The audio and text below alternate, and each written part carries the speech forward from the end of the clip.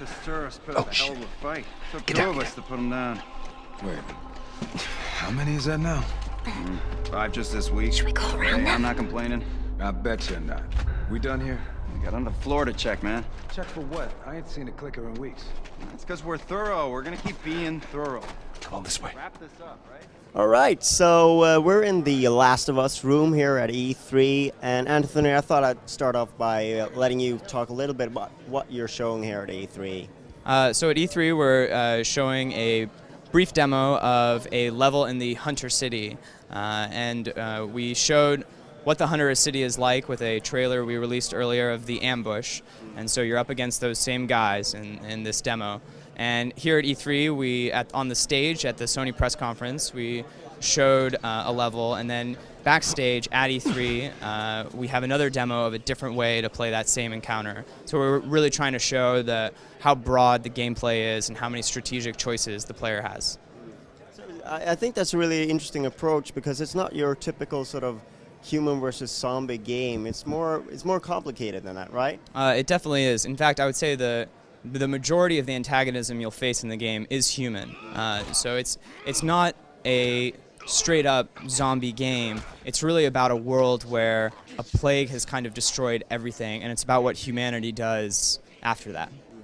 So are you taking any inspiration from other zombie, things like Walking Dead or 28 Days Later or things like that, or are you looking towards other sources of inspiration, or what's your inspirations in that? Well, we always try to keep an eye on comics and movies and everything and try to draw a bunch of things in. I would say The Walking Dead has definitely been an influence, and one thing about The Walking Dead is that it's not just about the zombies, it's about how the humans deal with it, and that's a majority of, I would say, the conflict in that series.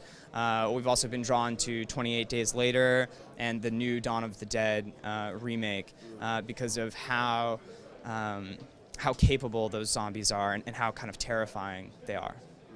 So I think that the relationship between the two main characters is something that's really drawn me into the game when I first saw it. Could you describe that a little bit and sort of how that is going to evolve through the game? So really the relationship between Joel and Ellie is essentially the relationship between experience and innocence. Joel has seen the world deteriorate. He was there before the plague, whereas Ellie is so young that she's only known the world after the plague. So Joel has this sense of what's been lost, whereas Ellie has this innocence about her. And so that's kind of, I would say, the defining aspect of their relationship. And for the players, what does that bring to the sort of the gameplay?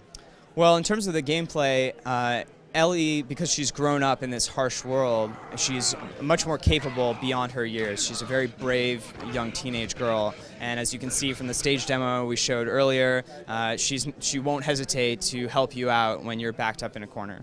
And put a brick in someone's face, or or a knife in their back. Yeah. So another thing, we just briefly talked here before the interview, and I understand that you were the source of the leak when the game was about to announce. I prefer the term Easter egg. All right. So can you tell us, like, what was? It wasn't like a planned thing, that really. Well, at the time, so I was still working on Uncharted 3 at that time, and I saw the development work being done on The Last of Us, and I was super excited about that project. So I wanted to have a little hint in Uncharted 3, kind of tying the two games together. Originally, at that time, I think we were going to announce the game at that year's E3, so Uncharted 3 would have come out well after the announcement of The Last of Us. But we decided to change our announce date to the VGAs, and so Uncharted 3 was already out by that time, and people found the newspaper in the London pub saying scientists are baffled by deadly fungus, and I thought I was going to get fired, but thankfully I wasn't. You got promoted. No, no. All right. So, are you talking any dates or anything like that on The Last of Us here at E3? We're not ready to announce a release date now. We're just keeping our fingers crossed that it's not too far away. But thank you very much for your time, Anthony, and I'm looking forward to the game. It's great talking to you. Shit! I know that sound.